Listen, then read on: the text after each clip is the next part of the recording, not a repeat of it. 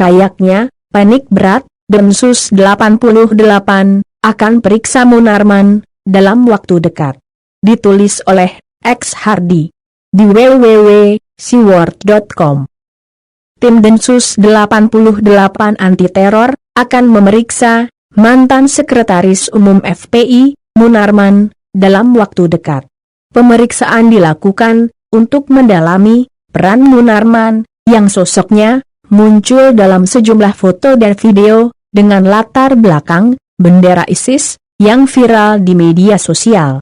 Densus 88 anti teror juga akan mencari fakta hukum dan mengumpulkan alat bukti terkait ada atau tidaknya unsur pidana yang dilakukan Munarman di dalam sejumlah video dan foto berlatar belakang bendera ISIS.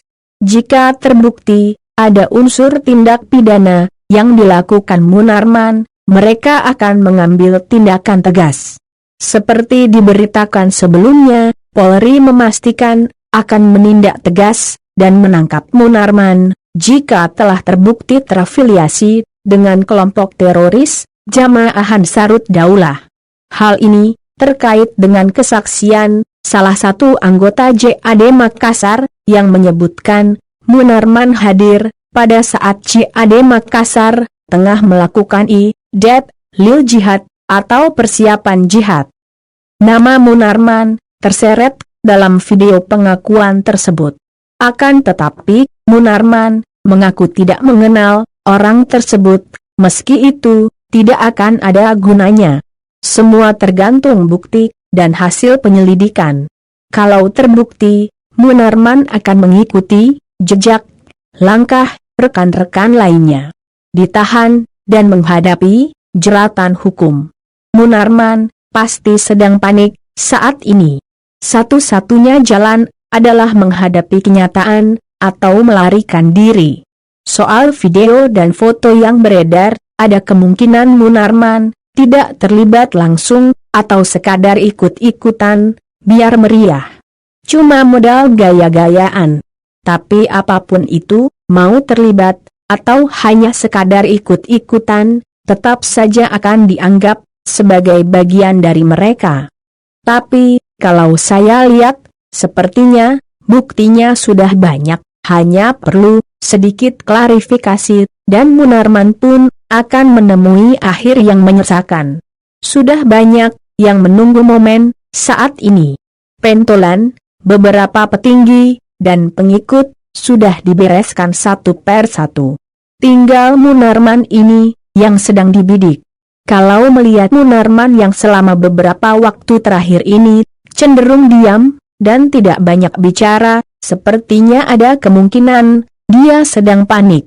Bukti-bukti yang beredar sejak dulu memang valid dan bukan bohongan. Lucu aja sih, orang segarang Munarman bisa menciut juga nyalinya. Garang karena rame, jadi pengecut karena kelompoknya bubar barisan. Sewaktu mereka masih bersatu, mereka sangat arogan, kurang ajar dan berani mengintimidasi banyak orang. Tapi ketika kelompok ini diporak-porandakan, satu per satu terciduk, barulah mereka menciut nyalinya dan panik sambil berdoa, semoga mereka bisa lolos dari masalah. Munarman ini unik. FPI bubar diawali dengan sikap sombong dalam kasus kerumunan. Rizik juga sama, ditahan akibat jadi tersangka dalam kasus kerumunan dan tidak kooperatif saat dirawat di Rumah Sakit UMI. Mantan Ketua Umum FPI, Ahmad Sabri Lubis dan kawan-kawan juga ditahan terkait kasus kerumunan di Petamburan.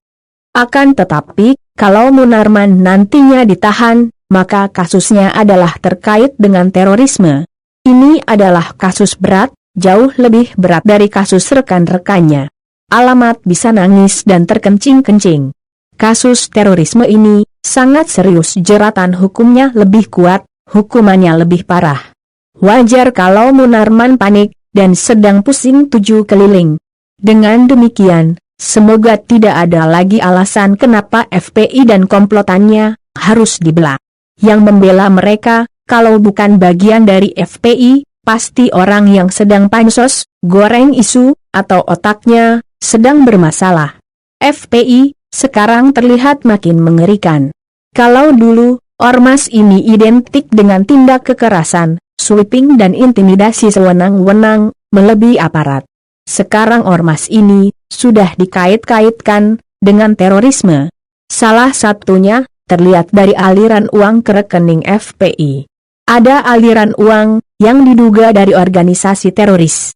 Begitu pula dengan sejumlah teroris yang ditangkap, ada yang simpatisan FPI. Kurang bukti apa lagi?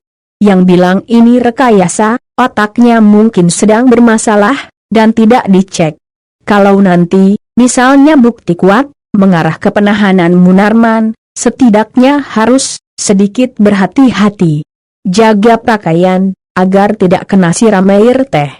Tidak berbahaya sih, tapi basah, kan tidak enak.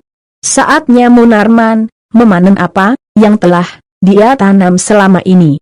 Tanam angin, pasti harus menuai badai dan tornado.